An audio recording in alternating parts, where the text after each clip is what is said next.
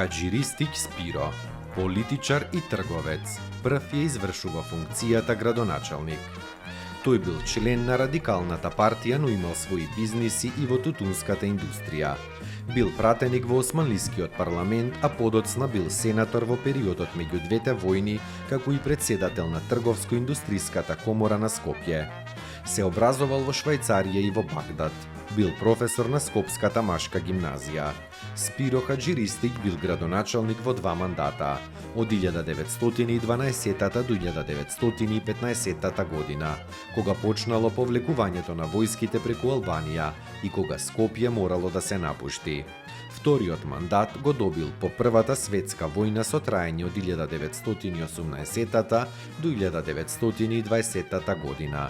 Спиро Хаџи Ристиќ потекнува од селото Јадоарце, Тетовско, и во 2 мандати градот почнал да доживува значајни урбанистички трансформации. Донесен е првиот модерен урбанистички план, а потоа почнуваат градбите што постепено му ги даваат препознатливиот дух и атмосферата на старо Скопје. Промените ќе кулминираат некаде во периодот на 1930-тите години. Имало над 30 индустријски предпријатија и над 2000 трговски работилници. Постои и еден куриозитетен податок дека првиот авион што полетал од Скопскиот аеродром бил руски воен авион од марката Дукс. Тоа се случило во 1912-та, кога се собрале многу скопјани на аеродромот, а градоначалникот Спиро Хаџи Ристиќ одржал свечен говор. Во 1912 година дал предлог, но и преземал иницијатива за воведување на трамвај како сообраќајно средство во Скопје. Но тогаш избила Првата светска војна и за малку иницијативата не се остварила.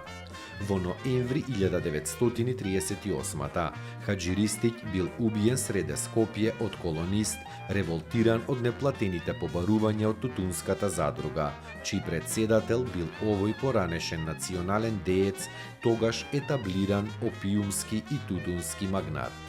Скопскиот градоначалник Спиро Хаџи Ристиќ забележал: Скопје од обична касаба се претвори во модерен европски град кој од 40.000 жители прерасна во град со 80.000 жители.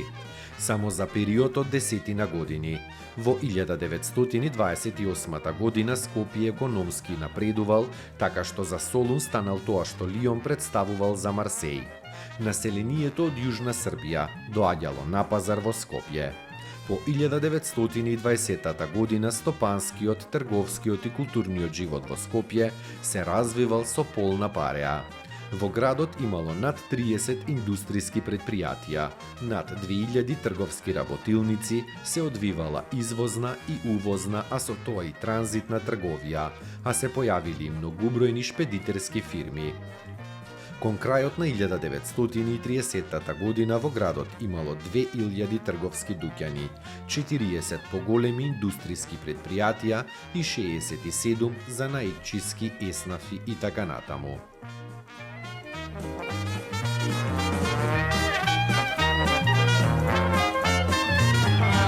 Скопје, град мој љубав лише, што ми расу тесни.